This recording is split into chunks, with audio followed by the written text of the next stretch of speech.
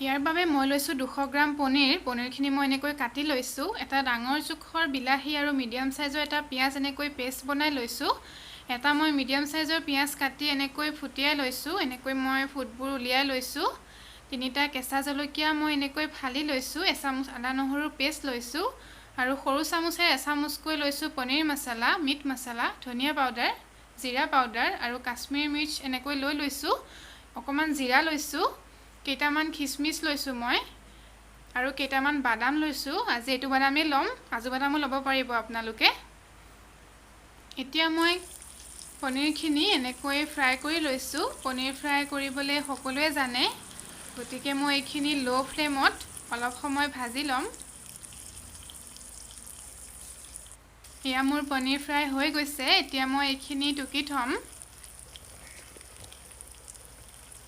এয়া মই এনেকৈ এইখিনি টুকি ৰাখিছো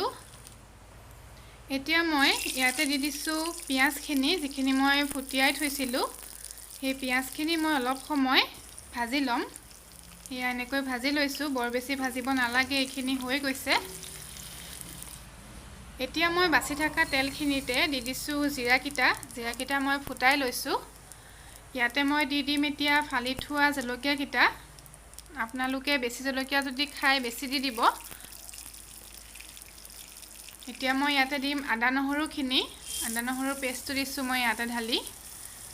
আৰু মই এতিয়া ইয়াতে দি দিম বিলাহী আৰু পিয়াজৰ যেটো মই পেষ্ট বনাই থৈছিলো সেই পেষ্টটো মই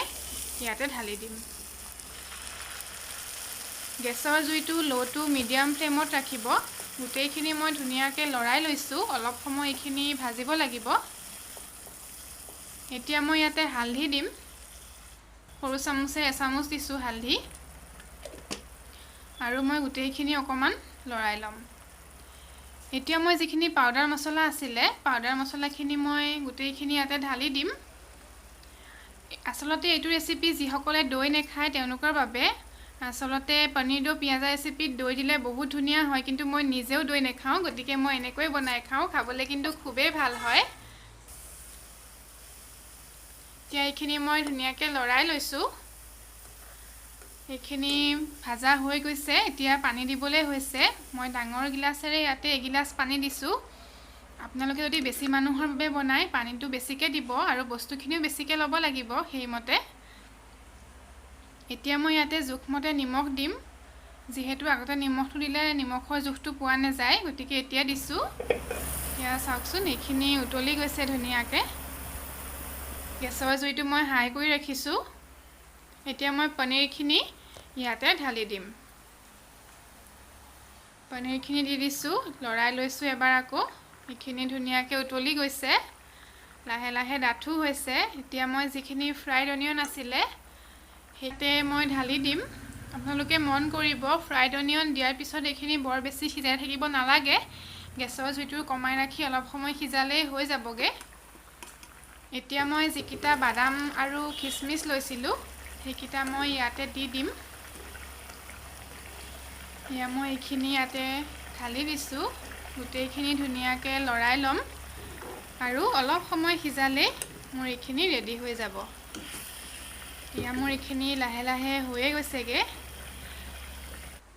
ইয়া এইখিনি হৈ গৈছে এনেকুৱা ধৰণৰ গ্ৰেভিবোৰ বনালে পানী বেছিকে কমাই দিব নালাগে কাৰণ ঠাণ্ডা হলে এইখিনি এনেও ডাঠ হৈ যায়গৈ এনেকুৱা ধৰণৰ কনসিস্টেন্সি ৰাখিলে এইখিনি হৈ যায় অলপ ঠাণ্ডা হ'বলৈ মই ৰাখি দিম ইয়া চাওকচোন ইয়া মোৰ পনীৰ দো পিয়াজা ৰেচিপি ৰেডি হৈ গল কম সময়তে আৰু কম বস্তুৰে মই এইখিনি বনাই খালো খাবলৈ খুবেই ভাল হৈছিলে দৈ নিদিয়াকে মই এইখিনি বনালো আপোনালোকে যি সকলে দৈ নেখায় তেওঁলোকে এবাৰ এনেকৈ বনাবচোন লগতে মই বেলেগ এদিন কেনেকৈ দৈ আৰু কৰ্ণফ্লোৰ দি বনাও সেইটো ৰেচিপি আপোনালোকৰ আগত শ্বেয়াৰ কৰিম গতিকে মোৰ ভিডিঅ'সমূহ চাই ভাল পালে লাইক কমেন্ট আৰু শ্বেয়াৰ কৰিব আৰু মোৰ চেনেলটো এবাৰ সাবস্ক্ৰাইব কৰি দিব আৰু বেল বাটনটো এবাৰ দবাবলৈ নাপাহৰিব যাতে এনেকুৱা ধৰণৰ ৰেচিপি ভিডিঅ'সমূহ আপোনালোকে